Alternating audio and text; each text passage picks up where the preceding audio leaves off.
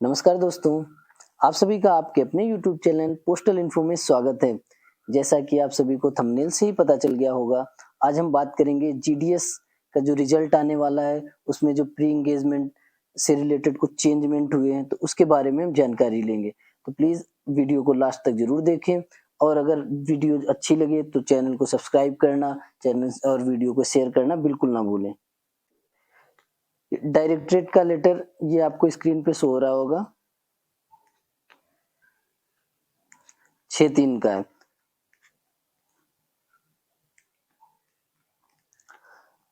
GDS online engagement process schedule 1 जनवरी 2025 standard operation SOP दी गई है जो एंगेजमेंट से रिलेटेड है। प्री और पोस्ट जो भी पहले फर्स्ट वेरिफिकेशन होती है फिर सेकंड वेरिफिकेशन होती है, उससे रिलेटेड कुछ चेंजमेंट हुए उसके बारे में हम आपको बताते हैं।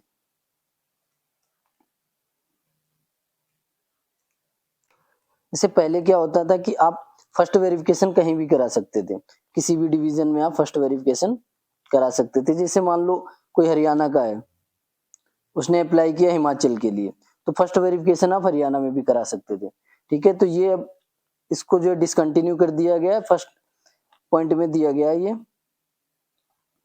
कि the option of candidate to verify the first stage verification with any divisional head across different circles has been discontinued and the document verification must now be conducted exclusively in the division where the vacancy is notified and it is irrespective of the engaging authority for all categories of GDS।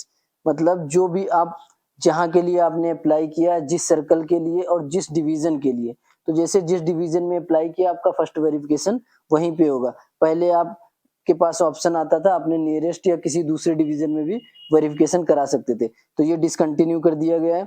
Main change ये हुआ है, first change. Second में divisional heads will no longer be required to verify educational documents through DigiLocker or the official website of educational certificate। First पहले होता था कि जब आप डॉक्यूमेंट फर्स्ट वेरिफिकेशन कराने जाते थे, तो जो आपका 10th का सर्टिफिकेट जिसके बेस पे आपका सिलेक्शन हुआ है, उसका वेरिफिकेशन वहां पे थ्रू डिजीलॉकर या उसकी ऑफिशियल वेबसाइट के द्वारा जहां पे आप वेरिफिकेशन कराने जाते थे डिविजनल हेड करते थे, लेकिन ये अब डिसकंटिन्यू कर दिया गया। Their role will be limited to physical verifying the original documents during the first stage verification. जो फर्स्ट स्टेज का वेरिफिकेशन होगा उसमें डिविजनल हेड ने सिर्फ आपने जो फॉर्म पे फिल किए नंबर और डिटेल उसको और प्लस जो आपके पास ओरिजिनल सर्टिफिकेट है उसको फिजिकल मैच करेंगे। आप डिजीलॉकर या फिर ऑफिशियल वेबसाइट से उस डिवीजन ने नहीं चेक करना है। ठीक है, वंस द फिर आगे इसमें बताया once the VA successfully verify the document the candidate's status will be automatically updated and the joining process will be initiated by the respective EA without waiting for the outcoming of the second stage verification। बिना wait किए हुए next stage का verification भी start कर दिया जाएगा। ठीक है, पहले क्या होता था, फर्स्ट वेरिफिकेशन आपने कराया, फिर 15 डेज के बाद आपके पास सेकंड क्या आता था। ठीक है, अब उसी टाइम से चालू कर दिया जाएगा, will be initiated by the respective EM. तो अब हम ये देखेंगे फिर उनका वेरिफिकेशन होगा कैसे। जो 10th का सर्टिफिकेट होगा जिसके बेस पे आपका सिलेक्शन हुआ है, तो उसका वेरिफिकेशन कराएगा कौन, ये थर्ड पॉइंट में बताया गया है। The verification of secondary school examination class 10th certificate second stage verification for candidate who have passed the initial physical verification will be conducted by the circle nodal officer of the circle where the respective board exists। जो आपके 10th का SSE board का होगा, secondary school examination class 10th का certificate, उसको आपने जहां से जिस बोर्ड से पास किया वहां के सर्कल के नोडल ऑफिसर ने आपके डॉक्यूमेंट वेरीफाई कराने, या तो वो आपके एपीआई से ऐप है उसके द्वारा, या बोर्ड की ऑफिशियल वेबसाइट, या manually through respective educational board में जाके और उनके या फिर अपने डॉक्यूमेंट भेज के वहां से वेरीफाई होंगे। मतलब अब जिम्मेदारी हो गई जहां से आपने 10th पास किया है उस सर्कल की। ठीक है, जैसे मान लो आपने हरियाणा से किया, आपका सिलेक्शन हिमाचल में हुआ, तो हिमाचल वालों ने नहीं, हरियाणा वालों ने आपका सर्टिफिकेट वेरीफाई यहाँ वालों ने भेजना, फिर उस नोडल ऑफिसर ने वेरीफाई कराना है। ठीक है। A separate SOP will be issued by the document verification through API sheet especially for circle nodal officer। ये बताया गया इसमें। ये चलो ये भी आप देख लो ना, क्योंकि ये तो आपसे रिलेटेड है नहीं, ये कंसर्न डिवीजन या सर्कल से रिलेटेड है। प्री इंगेजमेंट कौन कराएगा, कैसे होगा, इसमें बताया गया है। ज्वाइनिंग प्रोसेस क्या है, ये भी बताया गया है। पोस्ट इंगेजमेंट क्या क्राइटेरिया है, उसका भी बताया गया है। इसमें पोस्ट इंगेजमेंट आप देख सकते हैं, verification of class 10th marksheet by the respective circle through API सिद्ध और the board official. If unavailable manual verification will be conducted through the respective education board. मतलब अगर आपका क्लास 10th का सर्टिफिकेट एपीआई सिद्ध जो उनकी ऑफिशियल साइट होगी या फिर बोर्ड की जो ऑफिशियल वेबसाइट होगी, अगर वहां अवेलेबल नहीं है तो मैन्युअली वेरीफाई कराया जाएगा। Verification of the other certificate that is caste certificates and caste या category by the EA through the respective issuing authority. जो आपका, जैसे आपने ओबीसी का सर्टिफिकेट बनाया, ओबीसी का सर्टिफिकेट कंसर्न्ड ईए वहीं से कराया जाएगा, इंगेजिंग अथॉरिटी ने कराना है, जहां से इशू हुआ है वहीं से कराना है। ठीक है। Antecedent verification of the candidate bye the EA through the concerned police authority. जो आपके एंटीसीडेंट वेरिफिकेशन होते हैं वो इंगेजिंग अथॉरिटी कराएंगे, वो पुलिस अथॉरिटी से जो वेरीफाई किए जाते हैं। ठीक है।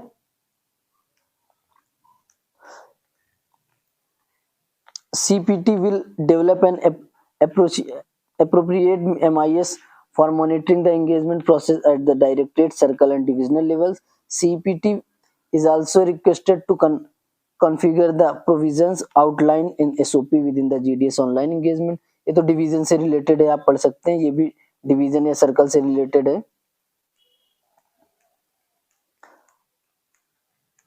अब हम आपको इसमें बताएंगे कि आपको जो डॉक्यूमेंट लेके आना है, ये इसमें बताया गया। If the candidate fails to report VA within prescribed maximum 15 days the candidate will be treated as non turned up. आपको जो टाइम दिया गया उसके 15 दिन के अंदर आप अगर नहीं आए तो आपको वो नॉन टर्न्ड अप मतलब आपका रिजेक्ट हो जाएगा और उसकी जगह नेक्स्ट लिस्ट में दूसरे कैंडिडेट का नाम आ जाएगा, ऑटोमेटिकली कैंसिल्ड। इसके ऊपर भी बताया गया the shortlisted candidate are allowed a total 15 days period from the date of shortlisting of reporting to divisional head for verification the date by which candidate is required to submit the document to be mentioned in।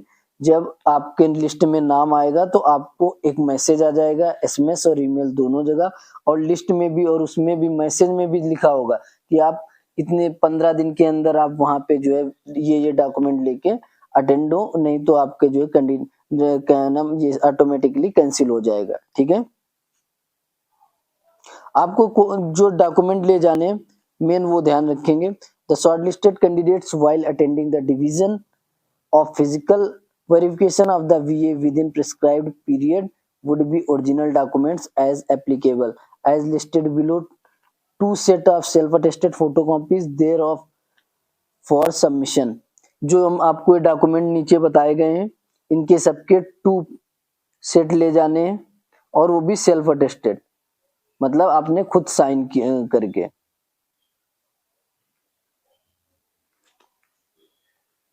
ठीक है। अब document क्या क्या ले जाना है आपने, सभी ओरिजिनल भी होने चाहिए आपके पास।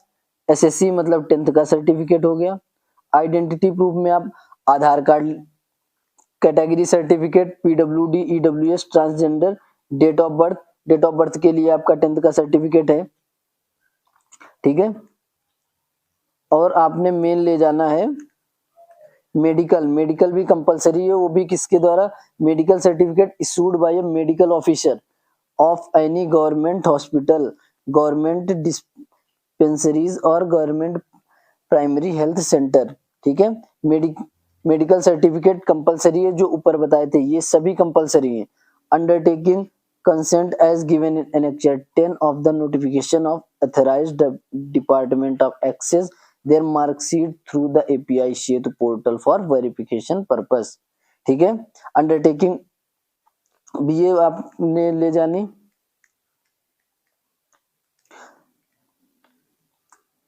आधार is not mandatory field on the online, जो आपने फॉर्म ऑनलाइन अप्लाई किया, अगर आधार नहीं भी किया है तो आपका उस बेस पे रिजेक्ट नहीं किया जा सकता कि आपने आधार नंबर क्यों नहीं फिल किया।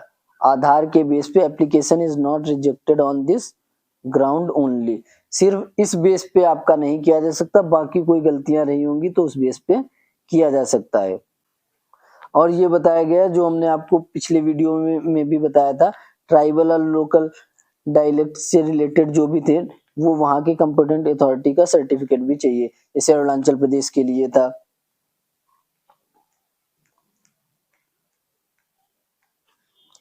और साथ में आपने अपना मोबाइल नंबर रजिस्टर्ड जो है वो भी लेके जाना, ओटीपी उस पे आता है, ठीक है।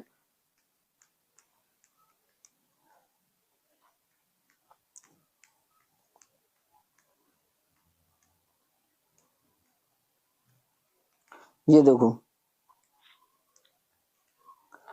इस बार नोटिफिकेशन में आया, in case of mismatch of candidate name, father name, mother name और minor error names in the online application which has no bearing on the merit drawn by the system and the candidature may be accepted on the basis of undertaking as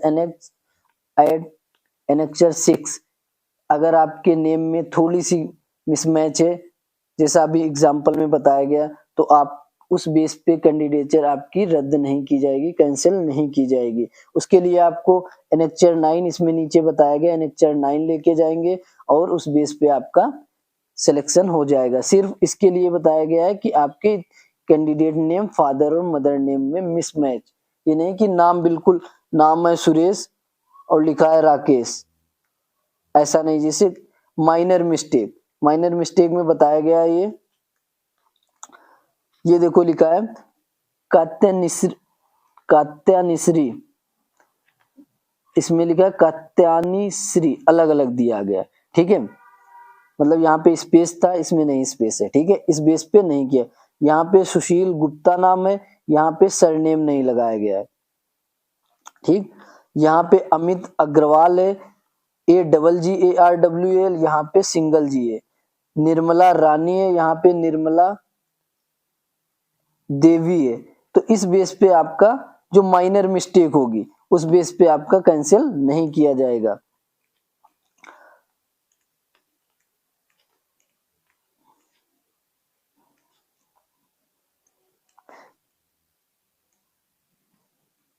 ये तो division के लिए SOP, फिर हम आपको बताते हैं कि इसमें आपने डॉक्यूमेंट कौन से ले जाने हैं।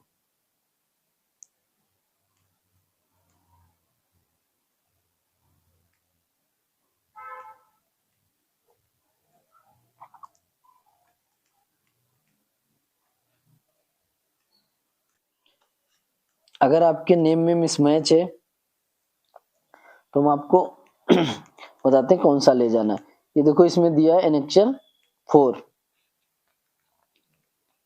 एनेक्चर 4 फिल कर लेना। आई अपना नाम यहाँ पे ऑफ पोस्ट नेम, ठीक है। यहाँ पे आपका रजिस्ट्रेशन नंबर आ जाएगा। Detail mention in online registration form and description document and mismatch, जो मिसमैच हुआ उस वहां का डिटेल। आई नाम अपना लिखना। Further declare the about discrepancy in the online application is due to an inadvertent error and my part of series ये and ये is one and the same person. मतलब जैसे आपका नाम राकेश था, यहाँ पे लिख देना राकेश, ठीक है, और वहां पे लिख दिया कि स्पेलिंग में मिसमैच हो गया राकेश, ठीक है। तो जो भी हो, ये माइनर मिस्टेक अगर है आपके नेम में, उसकी वजह से अगर कोई, उसकी वजह से कैंसिल नहीं होगा आपका एप्लीकेशन और आपको ये एनेक्चर फिल करके देना पड़ेगा, ठीक है। और इससे रिलेटेड अगर और कोई भी जानकारी आप जैसे ही आएगी हम आपको तुरंत सबसे पहले बताएंगे। तो प्लीज अगर जानकारी अच्छी लगी हो तो चैनल को सब्सक्राइब करना बिल्कुल ना भूलें और वीडियो को शेयर भी करें। Thank you for watching.